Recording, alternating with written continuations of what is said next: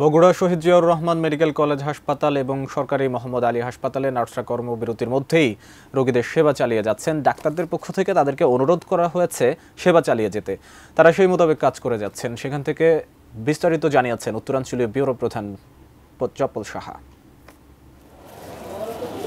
ধন্যবাদ।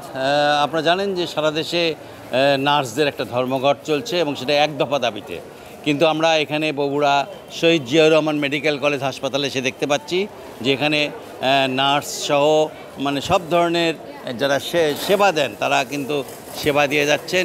ভিতরেও আমরা একই জিনিস দেখেছি যে সেবা কিন্তু কোনো কমতি নেই।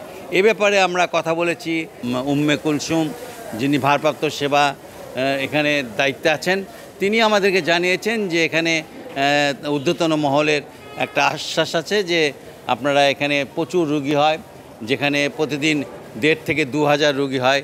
এই রুগীদের চিকিৎসা সেবা যদি না হয় তাহলে পরে সেটা অত্যন্ত খারাপ হবে, যে কারণে কিন্তু তারা সেবা দিয়ে যাচ্ছেন এবং তারা প্রত্যাহার না করলেও তারা কিন্তু কাজ করছেন।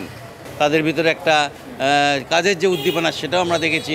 আমরা কয়েকজন নার্সের সাথে কথা বলেছি, তারা বলছেন যে আমরা কাজ করে যাচ্ছি, কোনো অসুবিধা হচ্ছে না। তবে আমাদের ধর্মঘট যেটা, সে ধর্মঘটই আছে, তবে আমরা কাজ করব এই সেবার জন্য। এই ছিল শহীদ জিয়াউর রহমান মেডিকেল কলেজ হাসপাতাল থেকে আমার কাছে সর্বশেষ সংবাদ।